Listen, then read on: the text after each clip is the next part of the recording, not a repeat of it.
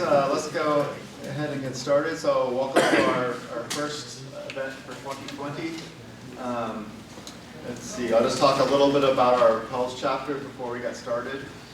So in 2017, we won the trifecta, the Silicon Valley or Santa Clara Valley Outstanding Chapter Award, the Region 6 Outstanding Chapter Award, which is the Western US, and the best Pels chapter in the entire world. So we're hoping to continue that legacy and shoot for some great events this year. So today I'd like to welcome Professor Dongwon Choi from the University of Minnesota. She's going to be talking about wireless power and the next generation power electronics.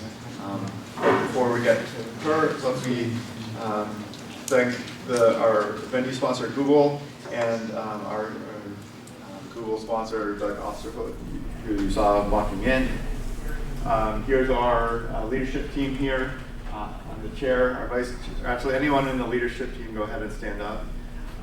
Jason Kuhn over there is our vice chair. Ed Massey, who I think is outside. Fei Shui, Doug, of course, Mikhail, and Kevin. We have a pretty good turnout here. Jeff, too. Let's see, are you interested in volunteering? We're looking for more on our XCOM. So we have XCOM meetings here at Google once a month, dinners included. That helps us organize more events, find sponsors, and so forth. So just let me know if you would like to join. You have my emails. If you or your companies or your employers are interested in sponsorship, we're looking at sponsorships or have sponsorships available for all of our events. This will help us out, bring food, and you'll be able to support our sponsorship. So this year we're going to be sending 3 students to APEC to get them more interested in power electronics, see the industry, and drive some young folks in power electronics. All right. Are you a senior member of the IEEE? So if you've been a member for 10 years, and some of the school membership counts too, you can become a senior member. So the Santa Clara Valley has senior recruiting or senior member recruiting events where you can go around with your resume and get the recommendations needed for the promotion. So you can ask me about that later. I can point you towards the events going on. Finally, check out our website. We have a number of talks going on. Well, this is where our new talks will be advertised, and you can go back and see videos and PDFs from our previous talks. And pretty soon, this talk will be up there too.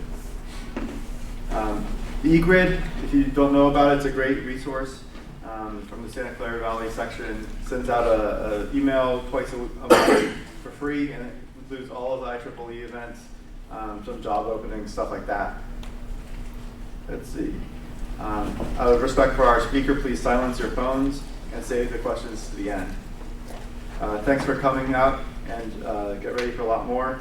But before we get to our speaker, we have a short power sources section, which is a brief topic hosted by Jason Kuhn this time about kind of recapping Compel, which is control and optimization in power electronics. So let me give this to him for just a couple of minutes. Great, thanks, Mike. So I'll keep this really short because I know we're all really looking forward to Professor Choi's talk. So power sources is really meant to just be able to share a piece of nugget of information with the broader community. And I thought something that brings a lot of value to my career as a power electronics person is this workshop, Compel. So in case you're not familiar with Compel, it stands for Workshop on Control and Modeling in Power Electronics. This specifically was about the Compel back in 2019. So it's an annual workshop hosted by the Power and Controls Core Technology, or PELS TC1. So it was hosted that year in Toronto. So it was a very beautiful city. It was actually coincided with the weekend that the Toronto Raptors had won the championship, so there was a lot of festivities in the area. And it's really an academically focused conference on modeling and control.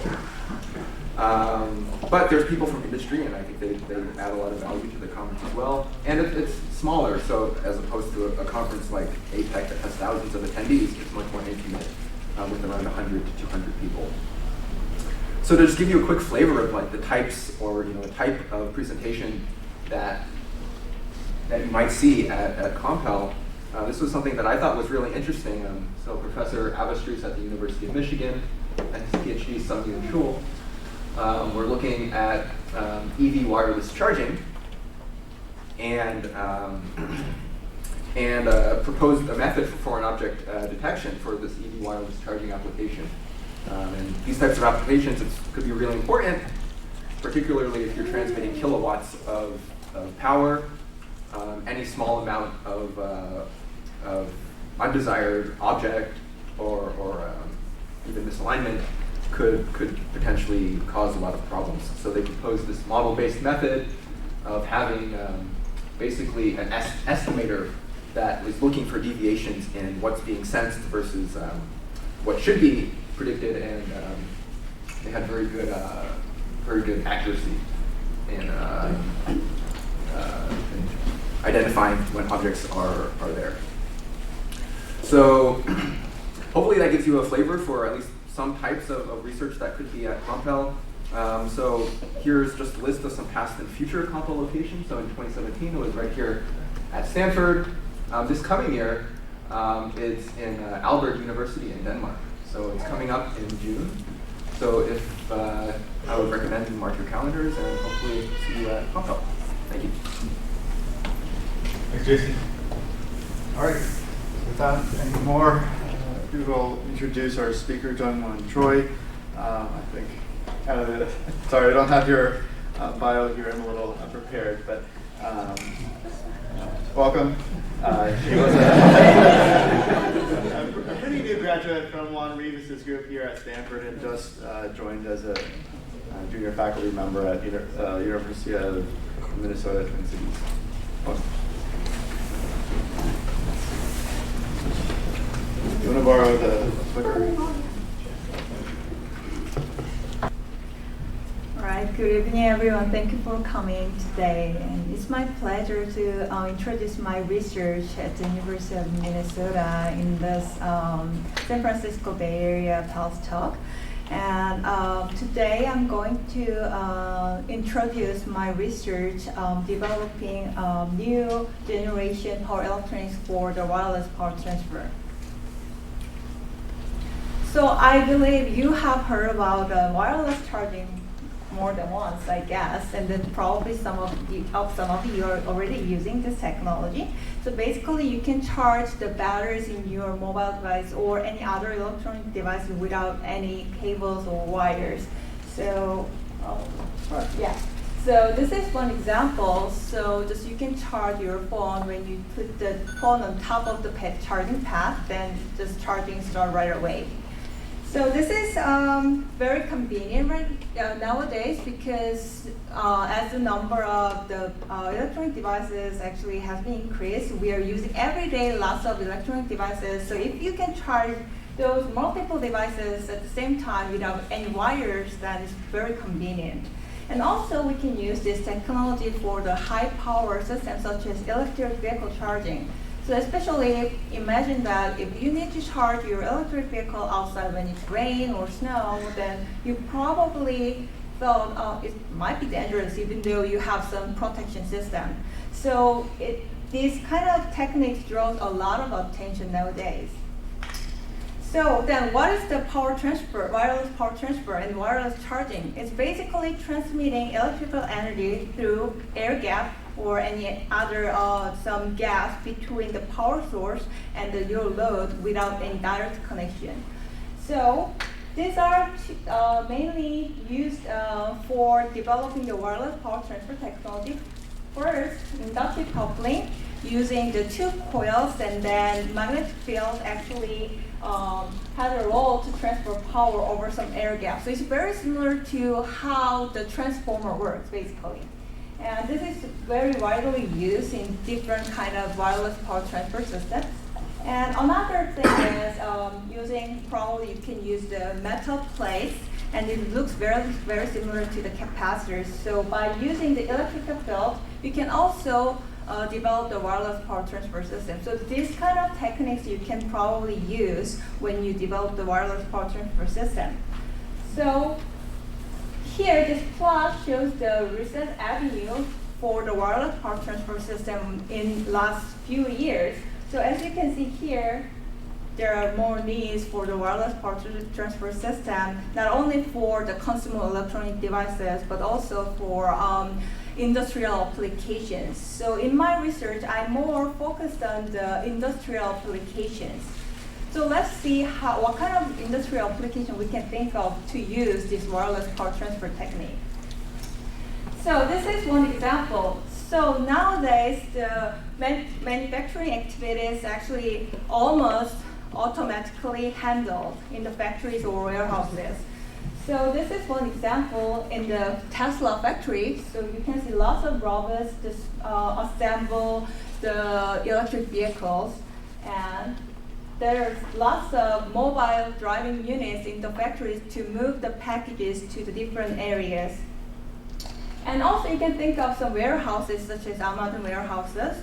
So there are lots of robots. We need lots of robots in the Amazon warehouse to pack, sort, and deliver the packages. So definitely they need this kind of small-sized electric vehicles in the factory, in the warehouse to move the packages. So I actually very interested in how we can develop the wireless power transfer system, such as small-sized electric vehicle units. So this is another example from Toyota. So we actually call this kind of driving unit in the factory or warehouses as automated guided vehicle AGV. So they move around the factory automatically. So it's actually wireless power transfer has beneficial to be used in this kind of application because they just can go to the charging station themselves and then start charging right away without any human's effort. So that means we can improve the productivity of the whole factories or warehouse system. And this kind of application requires the power up to 2 kilowatts of power, so it's more reasonable compared with the electric vehicle systems. So one of the Japanese company actually demonstrated the prototype of this wireless power transfer system, as you can see here, which is operating at 85 kilohertz frequency. And then as you can see here, the size and the weight of this wireless power transfer system is still big, and the efficiency, the maximum efficiency they claim is 85% or less than that. So my research is mainly focusing on how we can develop the compact power electronic system using this wireless power transfer technology for the kind of automated guided vehicles in the factory or warehouses. So basically, I just want to create the bridge between the needs of the modern technology and the current power electronic system. So first of all, let's look into how we can miniaturize the power electronic system. So the major factor which prevent us to reduce the size of the power electronics is the magnetic size and the heat sink. Heat sink is actually related to the efficiency. So if we can increase the efficiency, then also we can reduce the size of the heat sink. But another main barrier is the size of the magnetic materials. So the way we can reduce this size is increasing the switching frequency. So as you can see here, if you increase the switching frequency, then we can reduce the size of the passive materials such as inductors or capacitors. So that's the main idea. And then those are the energy storage, so we can achieve faster response with the smaller size of these passive components. So as you can see here, the conventional converters are actually using the magnetic materials such as ferrite and so on. So in that case, up to a certain point, we can improve the power density of the power electric circuit, but above magnetic frequency, because of the limitation from the power semiconductor device and so on, and then the magnetic losses in the inductors or any other magnetic materials, the power density actually dropped again. But if we can push the switching frequency very high, more than tens of megahertz frequency, then we actually can use the air core while achieving small size of the magnetic inductors or transformers. So that's the main idea, just pushing the switching frequency more than tens of megahertz frequency to achieve smaller size of magnetic materials. So then that means we can use the air core inductors. So basically there's no magnetic material in the core. So ideally we can remove any losses from the magnetic materials. But the problem is when we increase the switching frequency, we need to look into the switching losses in the switching device.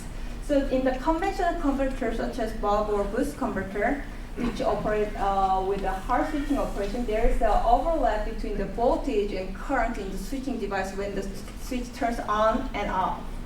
So it causes these switching losses in the device, and these losses actually increase with the switching frequency. So how we can reduce this switching losses? So just removing this overlap between the voltage and current, how we can achieve this characteristic? By using the resonant converter, which having the self-switching operation. So ideally, if we can achieve this zero voltage switching, there is no switching losses, so we can reduce the switching losses even at very high frequency. So resonant converter help us obtain this kind of characteristic. So there are lots of different kind of resonant converter topology we can actually use to achieve this zero voltage switching. You can use the full bridge, half bridge, and so on. But my actual interest is developing high frequency, high power applications. So I'm more interested in single-ended resonant inverter design, as you can see here. So this is the one example, which is widely used as a single-ended DC to AC inverter design, which is called Class E inverter. So by adjusting this passive components, including the output capacitance of this MOSFET, we can achieve zero voltage switching when the switch turns on. So this is quite well operated at high frequency, but the problem is the maximum voltage across this MOSFET. So for example, if you are applying 300 volts input voltage, then this maximum voltage across this device is 4 times input voltage, which is more than 1200 volts. And then there are not that many switching devices which has the high voltage rating and then can provide a fast switching operation. So that's why I actually more focused on this class 5 inverter, which is very similar to class E, but by adding this one inductor and one capacitor parallel with the switching device, we can reduce the maximum voltage across device twice input voltage. So probably, even though we have additional passive component, it has the beneficial to reduce the maximum voltage across the switching device. But the problem here is this is one study for the wireless power transfer. So as the switching frequency increases, the output power actually decreases. As you can see here, I actually explained the IPT, which is inductive power transfer using the coils, and then CPT means the capacitive power transfer using the electric field between two metal plates. But you can see all this trend actually shown in both technologies. So it's not because of the wireless power transfer technique itself, but mainly because of the limitation of the power semiconductor switch performance. But luckily, now we have wide bandgap devices, so such as gallium nitride or silicon carbide, so we can push the output power and the switching frequency 10 times higher in last 10 years. So that's why I try to use the wide bandgap devices in my power converters. So this shows basic characteristic of the material itself compared with the silicon. So as you know, the silicon MOSFETs are widely used in the power converter designs. So compared with the silicon, this wide bandgap material, silicon carbide, gallium nitride, and diode, they have wider energy bandgap compared with the silicon, so we can achieve higher breakdown voltage. So it's good to be used in the high power application, right?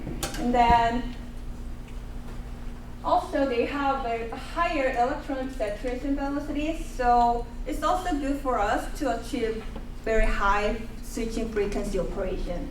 Lastly, these two silicon carbide diamonds, they have higher thermal conductivity.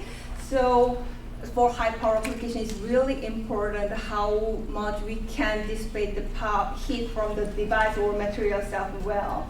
So it's good for high power applications. First of all, I tried to use this gallium nitride switching device from GaN Systems, and then this is the one I used before I selected this gallium nitride FET.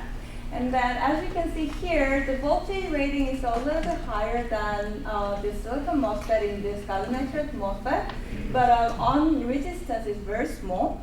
And this input capacitance of the MOSFET actually decided the losses at the gate. So we can actually operate this MOSFET very fast with lower gate losses, so it has beneficial. So this is the first prototype I designed to operate at 13.56 MHz switching frequency. So the output power, the maximum output power was 1.3 kilowatts output power with 94% efficiency when I applied a 280 volts input voltage. So it kind of works very well. But I mentioned the maximum power I need for the AVG application is 2 kilowatts of power, and then that's not enough, right? So then how we can increase the power more? So gallium nitride has the voltage rating is 650 volts, and I already applied 280 volts input voltage, right? So there's no enough margin to increase the input voltage to achieve higher power. So what I can do is first, just implementing this push-pull class 2 inverter design, which requires 2 inverters but operating with 180-degree out of phase. So we can increase the output power twice easily with the same switching devices. Another thing we can do is, so we have another option, which is silicon carbide MOSFET. Generally, silicon carbide MOSFET has higher voltage rating. So then, in that case, we can keep the circuit topology, but we can easily increase the output power by increasing the input voltage. So I compared these two approaches to see how I can increase the output power. So these are the two MOSFETs I used in my previous study. So I used the same MOSFET device, the gallium nitride device, as I used in the previous study. And then this is the new silicon carbide MOSFET from GE Research. So as you can see here, the output power is almost twice, output voltage, sorry.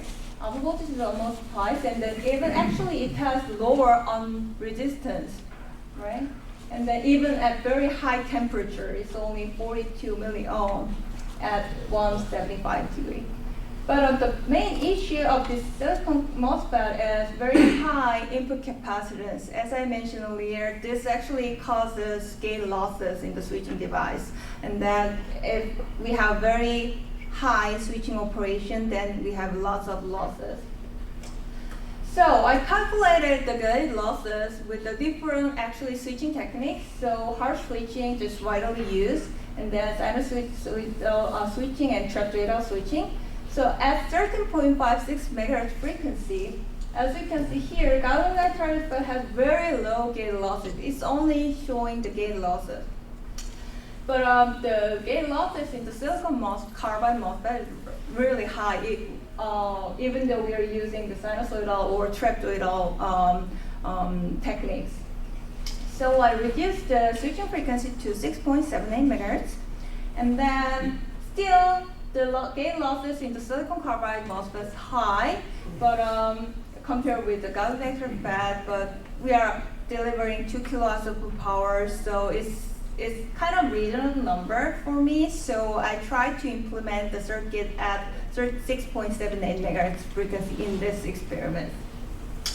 So this is the first design I made with when I applied a 200 input voltage. I can actually develop the 2 kilowatts of power with the 96% efficiency, which is quite good enough, and then very matched to the simulated result. And also, I designed this single-ended class by 2 inverter with the silicon carbide MOSFET. But as you can see here, the silicon carbide MOSFET actually smaller than the gate driver. So this silicon carbide MOSFET requires high voltage, and so that's why. And then I actually applied a more than twice input voltage to obtain 2.2 kilos output power in this case. It shows, even though the simulated results is really matching to the experimental results, but I have less efficiency, but I suspect we have additional losses in the gate and then probably in the circuit topology itself. So, in the first design, I designed the push-pull inverter with the gallium nitride FET, even though it has higher efficiency, and then because of the interleaving operation between 2 inverters, we can obtain the lower current ripple in this design, but we need more inductors and more passive components, devices, and it requires more complicated gate circuitry. In this design, we have just very simple topology with the silicon carbide that easily increase the output power and voltage, but the problem is the efficiency was a little bit lower than the previous design. So in this first study, to miniaturize the power electron circuit, I increased the switching frequency to megahertz range, and then it allows me to develop the resonant inverter topology with the wide bandgap devices to increase the efficiency. And in the first prototype, the output power is only up to 1.3 kilowatts output power. So to increase the output power twice, I studied these 2 different topology with the 2 different wide bandgap devices. So now we have a DC to AC inverter side for the wireless power transfer system. Then what's the next? We need to design the wireless power transfer side, right? So I actually briefly explained how the wireless power transfer works, but basically we are using 2 coils to generate the magnetic field between these 2 to deliver power from power source to the load. This inductive coupling is just widely used for all different kind of applications. But as you know, it's very similar to the transformer. So if the distance between these 2 coils increases, then the coupling coefficients drop dramatically. So in that case, we can actually achieve very high efficiency in this design. So what people are doing is using the magnetic resonant coupling, MRC, by adding the capacitor or any other compensation network to each side to generate the magnetic field. In that case, we can deliver power over more than 10 or more than 10 centimeter distance with very high efficiency. So that's what people usually do when they design the large, mid-range or high-range, long-range wireless power transfer system. But we are actually interested in high-power applications, and then, as I said, these components are in resonance. So we need to actually really look into the voltage rating of each component, especially this capacitor. So probably it's more than the voltage across this capacitor, more than few kilovolts, something like that. So we really need to take care of the breakdown of this capacitor. So one idea we actually developed it is using this open type magnetic resonance coupling coils. So just using the internal capacitance between these coils. So this one set is just for the transmitting side. These 2 coils for the receiving side. So there's no external coil, but by adjusting the size of the coil and the distance between these 2 coils, we can achieve certain number of the capacitance, internal capacitance. So we can achieve the resonance coupling in this case. So that we are free from any breakdown voltage of the capacitor. So I used the prototype of the DC to AC inverter with this open type magnetic resonance coupling coils, and then the nominal distance was 227 centimeters in this case, and then I measure the different output voltage and the efficiency with the distance. So maximum efficiency was around 86% in this case. In this case, actually, we didn't include any AC to DC rectifier, only DC to AC side. So it worked well. But as you can see here, if we change the distance, the efficiency and power varies a lot, right? And then it's very important factor. So in the factories or warehouses, it's good if all the vehicles are the same, then we don't have to worry about distance between this. Usually the power pad is on the ground, and then the battery or receiver side is on the bottom of the vehicle. So this distance actually can be changed based on what kind of electric vehicle or robots you are using, as you can see here. And actually my long-term goal is developing the dynamic charging, which is the vehicle charging while driving or very quickly pick up the power during their job. So in that case, the vehicle keep moving, and then there's a coils on the bottom, and there will be misalignment between the bottom and then the vehicle. So it causes some misalignment between the transmitting and the coil. The problem in the resonant inverter or any other resonant converter is they actually usually designed for a very specific load value. Okay? So we assume that the impedance seen by the inverter is just resistive, pure resistive. Usually we design for that. And then if there's some misalignment between these two coils, then this impedance definitely changes, right? So it means it actually dropped the performance of the DC to AC inverter side. So there are lots of techniques we can try to address these issues by tuning the capacitance using the variable capacitors, or adjusting mutual inductance, or optimizing the resonant frequency and so on. But all these kind of approaches requires complicated control system. Even though they already have some another control system to provide the constant current or constant voltage. So the idea here is by using only passive components, probably we can mitigate these issues. So the idea actually mainly from this resistance compression network. So here, these are the load value, and then by adding this one capacitor and one inductor, then we can actually reduce the load variation at here. So this is one example. So if your load varies from 10 to more than around 500, but the input impedance at here is only from 10 to 50, right? So as I mentioned here, 100 to 1 variation in this load value actually changed to 5 to 1 ratio for the inverter side. So it helps a lot to mitigate this impedance variation for the DC to AC inverter. So in the wireless power transfer system, we can replace this load value to this resonant coupling coils. Just this is simple example using the series resonant network. So this load value would be changed to this wireless power transfer system, and then probably we are going to have some reactance value in this case, right, with the misalignment. So I calculated based on what we have really in the experiments value. So by adding this RCN, as you can see here, this is the input impedance magnitude, and then after we adding this RCN, this is almost constant as 50 ohm. So this impedance is actually seen by the DC to AC inverter. And the phase, so we actually can reduce the phase here, but the problem is this over wireless power transfer system, this is calculated value, and then actually it has more reactance or more phase in the experiments because of all the pairs staying near the system.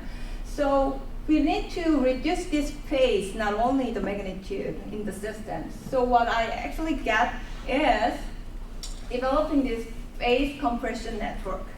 So by using this Smith chart. So Smith chart help us draw some load value, and then by adding some passive components, actually we can rotate this impedance load plot to be aligned with real axis. So in the Smith chart, if some impedance align with this center line, then it looks like resistive load. Okay? So I measure the impedance of this coil with different misalignment and then draw this load line on the Smith chart. And then by adding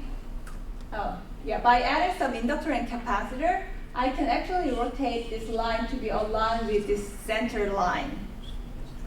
So this is very simple. In this example, I only add one inductor and one capacitor to rotate this line to be aligned with the the real axis. So based on what load line you have, you can add more inductors or more capacitors. So this is the basic topology I finally implemented. So this is the wireless power transfer coil, and then this first part is resistance compression network to reduce the magnitude variation. And this side is phase compression network to reduce any phase shift in the wireless power transfer when we have the misalignment. Then the resonant converter will be placed here, so impedance seen by inverter will be constant. So I designed this wireless power transfer coil, which is size of the 25 centimeter diameter with a 10 centimeter air gap in this case. It's also operating at 13.56 megahertz frequency. So I measured the impedance first with this ICN. So ICN means impedance compression network, which consists of the RCN and TCN. And after I adding this ICN, the magnitude only changes to 1 to 8 when I change the misalignment from 0 to 8 centimeter. And the phase is almost 0 around in this range. Then I simulated it first with this design. With the Class C inverter, 5-2 inverter I designed. So before I add the ICN, you can see that we lost the zero voltage switching. So this is the drain waveform of the Class 5-2 inverter, and the efficiency dropped from 95% to 88% when we have the misalignment. But after adding ICN, we can keep the zero voltage switching while maintaining high efficiency. So I designed this whole DC to DC converter system. Consists of DC to AC Class 5-2 inverter, ICN, magnetic coupling coil, and then Class DE AC to DC rectifier. In this case, I just used the resistive load. So this is the measured drain waveform. So with the 88 centimeter misalignment, we have the same drain waveform, and then the DC to DC system efficiency is actually 76%, and then inverter efficiency was around 95% efficiency with this all misalignment. The main reason we have this kind of low efficiency is we actually use the this copper tube for the wireless power transfer system, which has really low Q values. So that actually reduced the efficiency a lot. So I guess by optimizing the coil, we can improve the efficiency more than that. So far I discussed about how we can miniaturize the power electronic circuit for the wireless power transfer system in the automated vehicles in the factories or warehouses. So then what can do next? So as I mentioned earlier, we actually have lots of things we need to optimize, just optimizing the coil, and we need a control system to deliver the constant current or constant voltage. And then I actually very interested in developing the dynamic charging system to charge the driving unit while they are doing some jobs. So then we can save a lot of time to charge the vehicle. So that's another thing I'm actually currently doing. So one of my students is working on some synchronous rectifier, designing the synchronous rectifier as a first step at 13.56 megahertz switching frequency. And another thing I'm very interested in currently is we can also use this approach to small power applications too. So this, I actually already showed these robot arms in the factories, right? And then they actually have lots of wires in their structures, and then they have lots of rotational operation. So the wires can be easily broken. So if we can use the wireless power transfer in these systems, then we can improve the reliability of the whole factories. And then another application I'm interested in is the wireless power transfer for the biomedical devices. So for one example could be the pacemaker. So patients actually got the surgery every time when they need to change the battery. So that's very painful. So there are several studies already done to use this wireless technology for that kind of biomedical applications, but still the efficiency is very small, and then some approaches using the ultrasound signal to charge the battery and so on. But I guess there will be more fascinating way we can use this technology for that kind of biomedical devices. And then another study I didn't show here, but I also collaborate with other professors to using this technique for the sensors, very small sensors, using the RF type sensing. So another project I continue doing is developing the very compact power amplifiers for the plasma generation in the etching system. So when you do some etching for the semiconductor devices or IC chips, you need this plasma generation, which requires very high frequency, high power operation. But the size of this power amplifier is still bulky, and then they require a very large cable between the vacuum chamber and the power amplifiers. So there are lots of demand how we can reduce this size. So it's not around 13.56 megahertz range, but above that 40 megahertz or more than 60 megahertz. So, but still we need a better switching devices, but I'm trying to how we can actually improve the efficiency of the power amplifier for that kind of applications. So the next thing is I actually keep mentioning the wide bandgap devices and so on. We currently have lots of commercially available wide bandgap devices, but still their reliability has to be evaluated more, and then probably there will be another device which might have better performance. So I'm collaborating with another professors at the University of Minnesota. They are developing the ultra wide bandgap devices, which has wider actually energy bandgap compared with this gallium nitride or silicon carbide. But there are no commercially available devices, so we actually try to work together to develop the better this kind of ultra wide bandgap devices. Oh. All right. So the last thing before I conclude this talk, I want to mention here is this safety issue is very important when you design the wireless power transfer, especially at high frequency. There are lots of concerns. You can meet the requirements for safety. So, but unfortunately, there are not that many studies for this kind of safety issue at high frequency in the wireless power transfer system. So some of my friends in my research group is actually do some simulation in COMSOL or any other multi-physics tool to see how much magnetic field we can generate with the different current, different frequency, different sizes, and see, and then we can actually set up some limit at this frequency range and with power. So that's what I'm currently doing with my students. So today I discussed about how we can reduce the size of the power electron circuit and then implement the wireless power transfer system for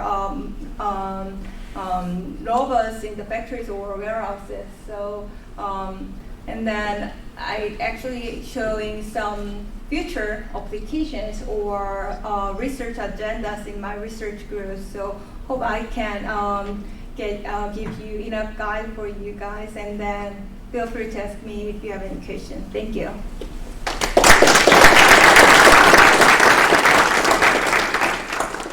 The coil that you were showing before, the copper coil, was that hollow or was that solid copper?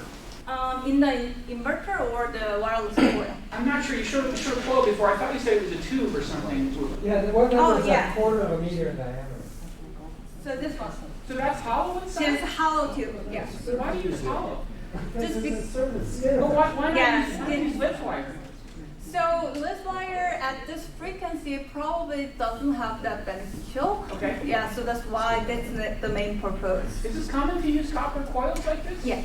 It is. In the research purpose. Only in research. Yeah. Did you use copper coil anywhere? So because there are not the commercial wireless power transfer system at this frequency, so I cannot say companies are using this copper coil. I cannot say that, but for research wise, yeah, people are using this. This is copper the coil. same type of copper coil you buy at like Home Depot or Lowe's for your Yes, plumbing. yes. I just bought. I guess I bought from eBay, something like that. Yeah. And Litz wire is not as good, even though Litz wire is really like 40, maybe 40 gauge or 30 gauge wire. It's not as good as the thing. It's copper tubing, I guess. We assumed that, but we didn't try actually. So that's a good point. But yeah. Maybe you're not space constrained either. If you're space constrained, maybe you can. Is that true that you're not space? If this is going to be buried under a street or under a pavement, Yeah. you have So. lots of space and thickness. Yeah, so we actually have the space limit for the vehicle side, not the power Right. source side. So Okay. we always have the limit. So especially for the vehicles in the factory, the warehouses, they have very small areas allowed for this kind of system. So that's the main limit. Cool. Thanks. Yeah, Have you installed the receiver under the vehicle? not yet. Just I tested under this condition, but not actually connect this coil to the vehicle yet. Because I assume that it's going to have a lot of coupling to the car body. Yes, yes. So So people are using some shielding, yeah, for protecting the vehicle, other electronic components in the vehicles, of course, and then low frequency around 85 kilohertz. People are usually using the 85 kilohertz for the wireless power transfer, and then that frequency we can find a good metal for protect shielding and something. But in this case, we also need to find a good metal plate for shielding at this frequency. So in your topology, you had two ports as a receiver and you want to source of them as a register. I just want to know how much of the power split happens between the two R's when you have misalignment. So that's very good question. So because one side has the inductor and then another side has the capacitor. So I saw that there's a power difference between two loads, but I assume that all the powers actually go into finally to the one battery side or something like that. So this unbalance is not that a big issue when you have actually have the same output for the battery. Yeah. So when you use ICN, is it difficult to determine if you have the load there? I mean, usually you want to kind of pulse or shut down, not run it all the time. But with the ICN, does that kind of mess up your results at all to be able to see if you really have a load? I don't think so. Just because that's one advantage is these are the passive components. So I don't think that actually matters. But that actually reminds me because we have more components, probably we might add additional losses if we don't have very good inductors or capacitor. But that's, I guess, one concern. And designing the inverter, what the ratio of the switching frequency to the resonance frequency is safe? It's same in this case, yeah. Which is safe to consider all the parasitics, all the misalignment and the load changes, where in resonance curve you are designing at the beginning to consider every. Maybe I missed it and you mentioned. What was the ratio of the resonance frequency and switching? So in this case, we have the same resonance frequency and the switching frequency in this case. Is that one? Yeah. Is that at the peak? Yeah. Oh, it's very dangerous. Any change, any minor parasitic or change, it may go to unsafe. So yeah, so that's actually this misalignments actually reflect all that kind of variation, the frequency, and so on. So that's why I actually designed this ICN network. So even though you have some misalignment in the coil side, because we try to keep the same load for the inverter, so the inverter switching frequency actually that's okay with this misalignment thing. You know, your resonant frequency that you use for compensate for the offset of the distance of the coil, is that the compensation? Is that the component you added in, or is that the distance that you? Can you go back to your circuits? Because you were modeling with a so all those PCN or RCN there, is that the compensation circuits to opt for the distant offset? Yes. So Yes. what happened if the distance is not the same that you predicted, right? If it changed around, so those values would change, right? So you mean the values in this ICN? Yeah, for the So they are compensation. actually fixed value. So the idea is when you have some distance or misalignment between these two coils, right? Right. And then the impedance at here will be changed, Right. right? And then by adding this network, the impedance at here, just main purpose just obtain the constant impedance at this node by adding this Right. So fixed that's just value. for one fixed position. Yes. So Oh, no, if no, that no. position changes, No. that impedance changes. So this impedance changes, but by adding this network, this impedance is constant. So that's the purpose of this network. So I think what you mean is that if the distance is too large, that out of the maximum of your compensation ability of the ICN. If that's too big, probably, yeah, it's above the range we can handle. So up to, in my design, the diameter of the coil was, let me go back. So 25 centimeter. So in this case, up to 8 centimeter, we can use this fixed value to maintain the same impedance. But more than that, probably we are gonna lose this characteristic.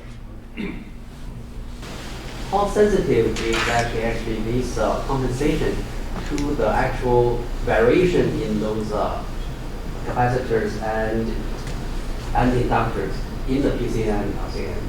In the PC and RCN. Yeah. So when we Is it sensitive? Because every capacitor is a little different. Oh, I got it. Yeah. Yeah. Is this a robust system? Yeah. So I would say up to probably 5% we can handle the variation. And then we can still provide the same quality. Any other questions? If there's no more questions, I'd like to thank the speaker one more time.